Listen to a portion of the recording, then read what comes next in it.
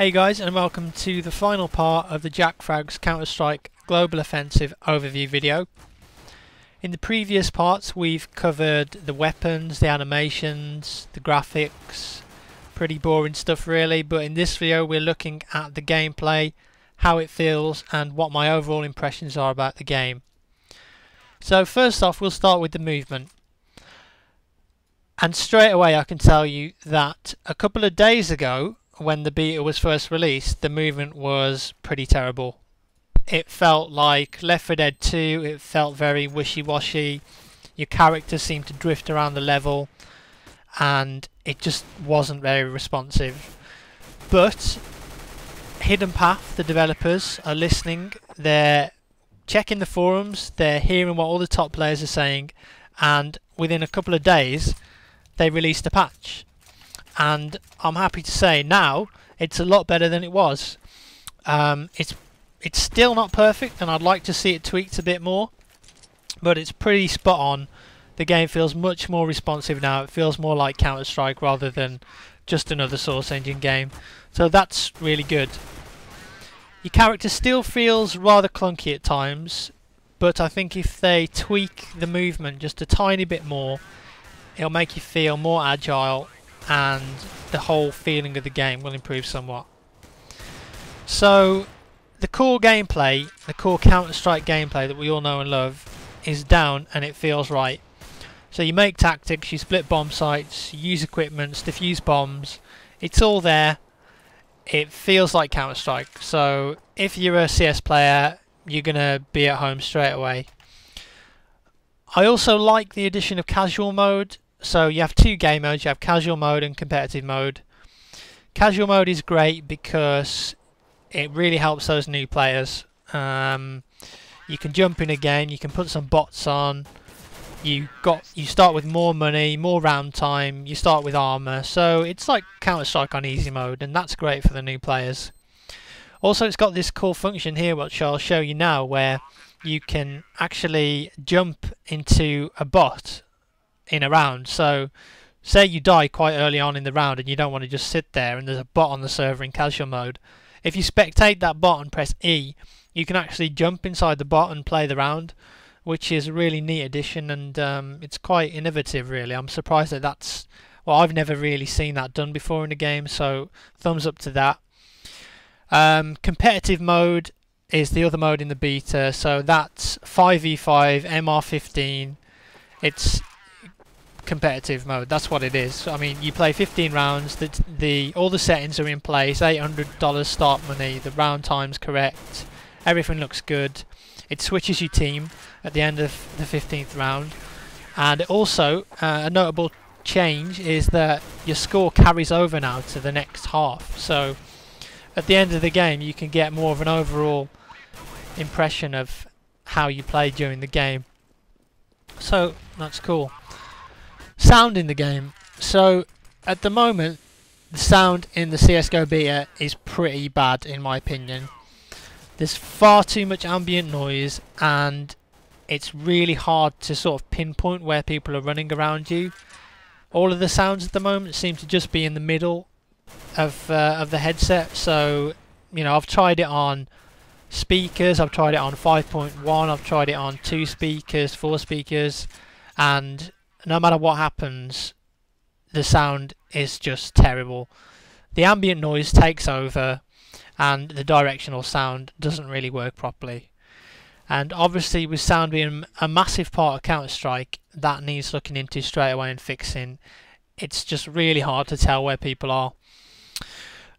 Recoil. So yeah, the recoil seems quite random at the moment really. It's probably because it's an early beta, the game's in its infancy, but at the moment I can't really get a feel for how each gun is like reacting, so every time I use it, it just feels different. The only exceptions really are the AWP and the Deagle, which seem to be pretty consistent and they work fine, but the two main assault rifles, arguably the most important weapons in the game, the AK and the M4, definitely need some attention. They need to feel more consistent really. So moving on to equipment, we'll start with the basic grenades first, which you're all used to. So the HE grenades, they need to be nerfed straight away. They do far too much damage, okay? There's been a couple of times when I've been on 100 HP with armor and I get killed by one grenade, and that just shouldn't happen in Counter-Strike. It just doesn't work like that. In my opinion, if you get hit by a grenade, it should take you down to like 20, maybe 15, 20 HP if you don't have armor. If you do have armor, probably more like 30, 40. So that needs looking into. Also, the model needs to be bigger. I really don't like it. The flashbangs, they seem to be fine at the moment, and they work pretty much the same way as in Counter-Strike Source, but really, it's really important that they give you 2 flashbangs. At the moment, you can only carry 1, and I just really don't like that. You need 2 flashbangs in Counter-Strike. Smoke grenades, so the actual effect of the smoke grenade is fine. It's thick, it works. It's a tactical option. If you need to cross somewhere, like crossover on long A, you can put smokes down and it'll cover you. But there's an obvious graphical bug or glitch where you stand inside the smoke and you can see through it. So that needs fixing. Generally, for the grenades as well, this covers all of the grenades. They need to be able to be thrown a lot faster, because at the moment you equip it and you can't really throw it straight away, whereas in 1.6 and CSS, if you equip the grenade, you can just sort of click it and it'll just throw instantly. And you know, I really like that, but at the moment the delay is far too long. Decoy grenades, now I actually really like decoy grenades, and I think they actually have a nice place in Counter-Strike.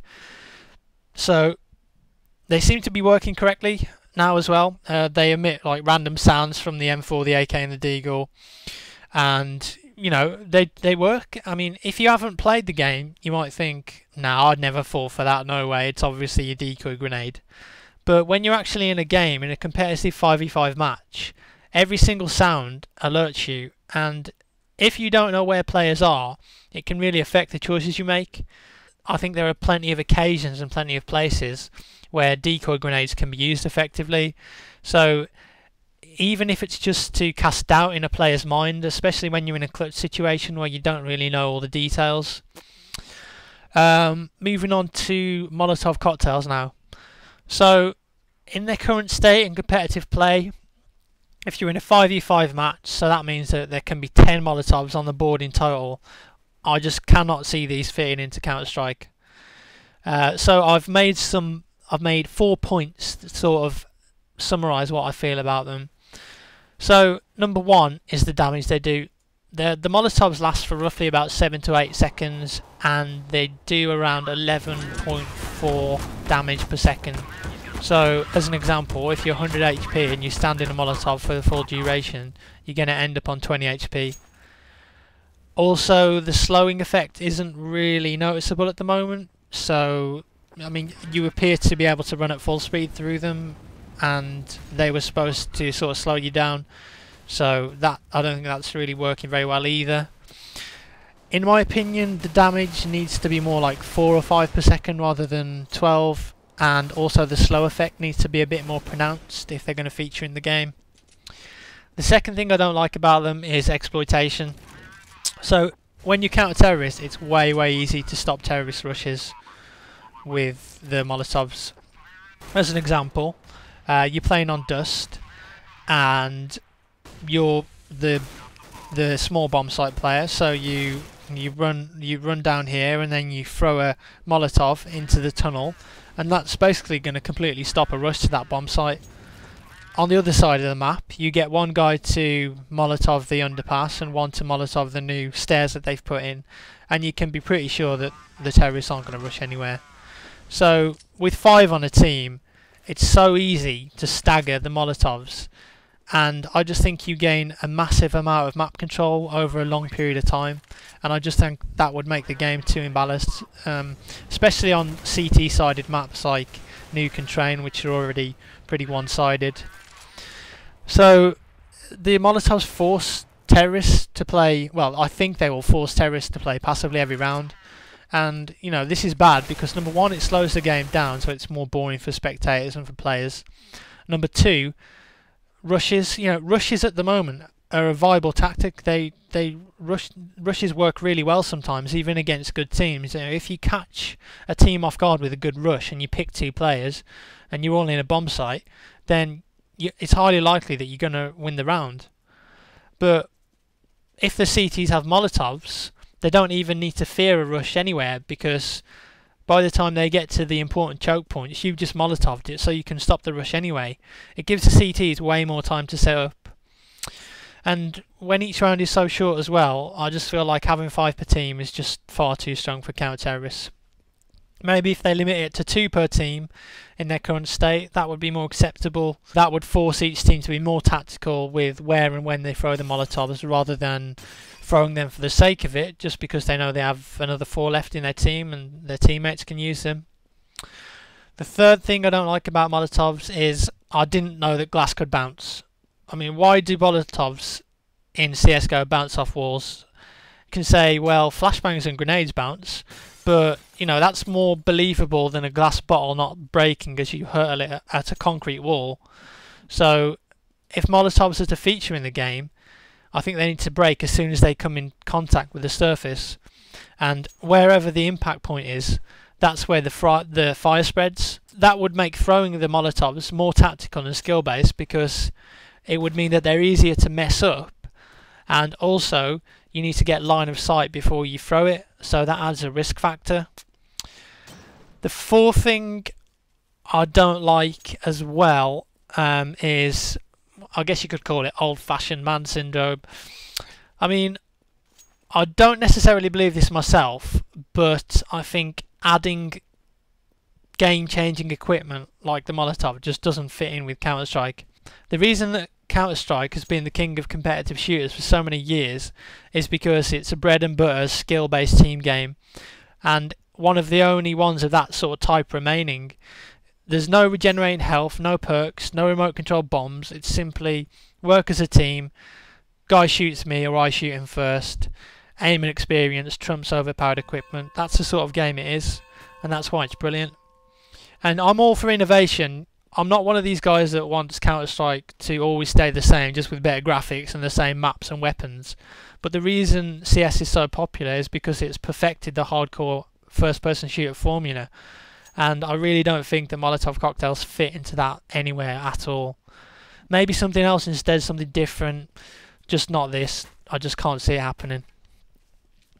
I mean, I have a split mentality about this game at the moment, so I'll try and sum up my feelings for you with a bad side and a good side. So I'm going to start with the bad side, so you leave on a positive note, because overall the feeling is of good positivity. I do think this is going to be a good game. So the bad points about CSGO. Sometimes CSGO just feels like pointless evolution rather than revolution. Sometimes when I'm playing it, it just feels like a texture pack or an add-on for CSS, and it makes me ask, what is the point of this game? We already have Counter-Strike on the Source engine, and it's pretty damn good already. It's been updated to the Orange Box engine, and recently it's been tweaked by Hidden Path. So why just bring out another game on the Source engine? I'm thinking to myself, why not just release this on consoles and update Counter-Strike Source in its current state by introducing new weapons, new maps, new gameplay modes and new matchmaking features? But I think it's due to the limitations of the Source engine at the moment that the game hasn't really changed that much. Being even more pessimistic, I don't think this game will unite the 1.6 and CSS communities. It's not that 1.6 players think CSS is a bad game. I think it's the feel of the Source engine that the top 1.6 players hate the most, and that feeling continues with CSGO because it's a Source engine game. As a prediction, and what I think they should do, maybe they should only release CSGO on consoles and treat the PC guys to something like Counter-Strike 2 a few years down the line on a brand new Half-Life 3 engine with flashy graphics, more team play options, features such as destructible environments, which I think would be amazing given the Counter-Strike treatment. Just imagine a destructible version of Dust 2 or Nuke that would add even more tactical options. If they only released it on console, that wouldn't necessarily be a bad thing either. I mean, I'm really impressed with what Hidden Path are doing. I think the current generation of consoles, the Xbox 360 and the PS3, is missing Counter-Strike. They're missing a proper hardcore shooter. It's currently just saturated with Call of Duty and its army of clones, and I think it's really awesome that they're trying to bring it to a new audience, and also adding cross-platform support, which will no doubt be, you know, really fun and stir up some platform rivalry, which is always good. So that's all the bad points covered. The positive side now. On the flip side, I really think that CSGO will become a great PC game on the PC and on the consoles, even if they're different to each other. It just needs a little bit of love and a bit of attention in the right places, and I think it'll turn out just fine in the end. Hidden Path and Valve are listening to the community and the top players. They're replying to forum posts, they're working hard on the game. They really want it to succeed on both PC and console, and I definitely think it will. I want to try out the new maps, I want to try out the new weapons they're adding to the game, because the tried and tested formula of AK-M4, Deagle and AWP is getting a bit stale now. Also, with all the new maps coming out, new tactics are always fun to see. You know, if it's a new map, teams are learning the game as they play, and it makes for good spectating as you watch the game evolve. Teams figure out what's good, what's bad, and that's pretty cool. Also, I'm really interested to see what the new game modes are like, and if these are going to be used in competitive play at all. So that would add a bit of freshness to Counter-Strike. And I keep telling myself not to forget, Counter-Strike Source was released in November 2004. It's an old game, and that's the last version of Counter-Strike that we had. So maybe CSGO is what we need. Maybe you should just ignore everything I said on the bad side, because Hidden Path are awesome, and they're going to tweak the game until it's perfect.